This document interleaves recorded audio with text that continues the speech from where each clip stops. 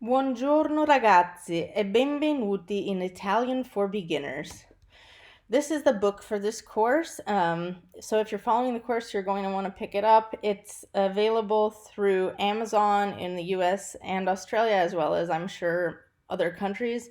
If you're in Australia, you might also check Booktopia. You'll probably want to shop around because it is a little expensive, but if you're following the course, I strongly recommend picking it up so that you can follow along and see the tables and do the exercises. So yeah, if you're just dropping in for this video, that's different, but if you would like to watch all the videos and follow along, then pick up the textbook.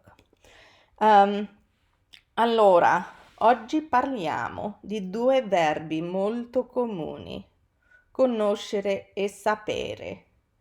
Questi sono dei verbi particolari perché hanno spesso la stessa traduzione in inglese, to know. Non sono tuttavia uguali. In più, i loro significati cambiano un po' nel passato prossimo. Cominciamo con il piccolo dialogo in cima a pagina 121. Luigi: conosci Marco? Antonio: no, non lo conosco, ma so che suona il piano e sa dipingere. È artista e musicista. Luigi: conosci Maria? Antonio: no, non la conosco, ma so che gioca bene a calcio e che sa giocare anche a football. Luigi: tu non conosci molta gente, vero? Antonio: no, questo è vero, ma so molte cose di molte persone. So here you can see underlined the forms of conoscere and sapere. You may notice that sapere is irregular in the present tense, so we will talk about that momentarily. So conoscere and sapere are interesting verbs because they both translate into English as to know, but that doesn't mean that they mean the same thing. They do have a slightly different sense. So conoscere has the sense of being familiar with something, knowing a person. It can also mean to meet someone. Conosciamo tutti gli studenti nella classe. We know all the students in the class, so we're familiar with them. Conosci bene la cultura tedesca? Do you know German culture well? Or you can say also, are you very familiar with German culture? You can also use it, like I said, to mean to meet. So, for example, voglio conoscere quel ragazzo. Sapere, on the other hand, has to do with either knowing a fact or knowing how to do something. So, whereas we would say, conosciamo tutti gli studenti nella classe, to say that we know all the students in the class, you could also say, so I nomi di tutti gli studenti nella classe. I know the names of all the students in the class. So their names, that's kind of a fact. Alternatively, there's a usage like Maria sa suonare la chitarra e il piano. Maria knows how to play the guitar and the piano. Again, notice that in Italian, when you use sapere to mean to know how to do something, you don't add an additional word. So you would never say Maria sa come suonare.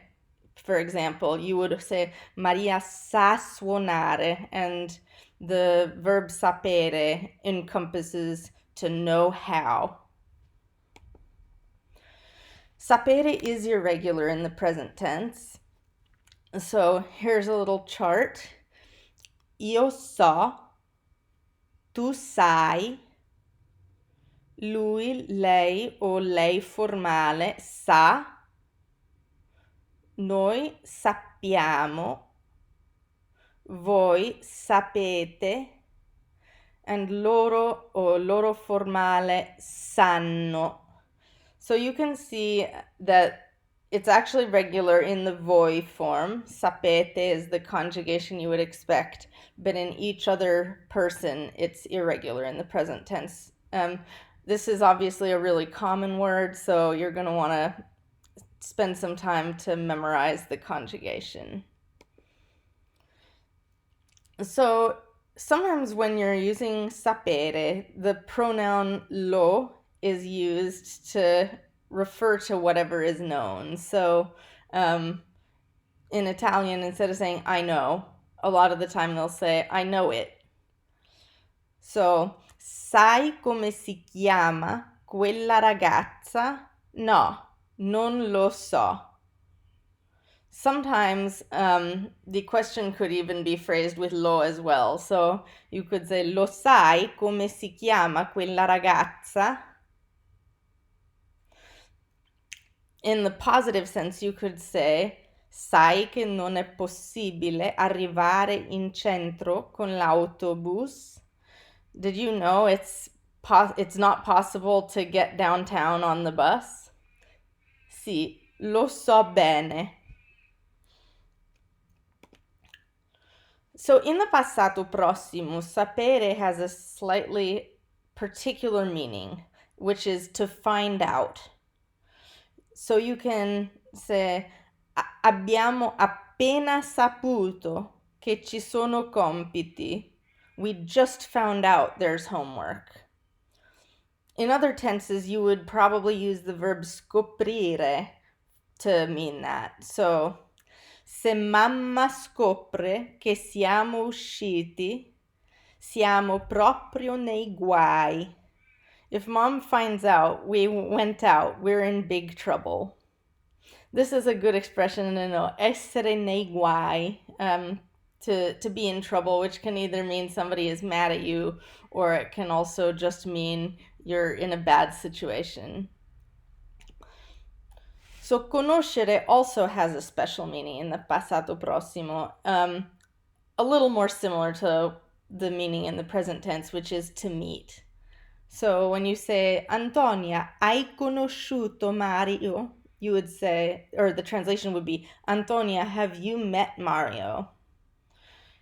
Non ho ancora conosciuto la ragazza di mio fratello. I haven't met my brother's girlfriend yet. In the present tense, when you want to say to meet someone, you would usually say incontrare. Incontro molta gente al mio lavoro. I meet a lot of people at work.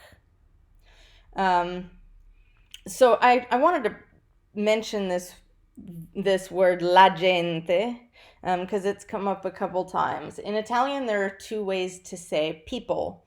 One is le persone, and the other one that's probably more common is la gente. La gente is to people as traffic is to cars. So it's a singular noun, but it refers to people collectively.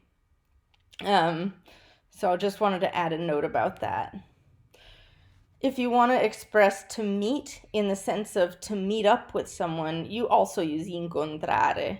Incontriamo gli amici al bar tutti i giorni. We meet our friends at the cafe every day. So that's it for this lesson. There are two homework sections today, the esercizi on page 122 of the book and the piccolo ripasso on page 123. Like usual, the exercise answer key is posted in the description of this video. So take a look at that after you've finished going through the exercises.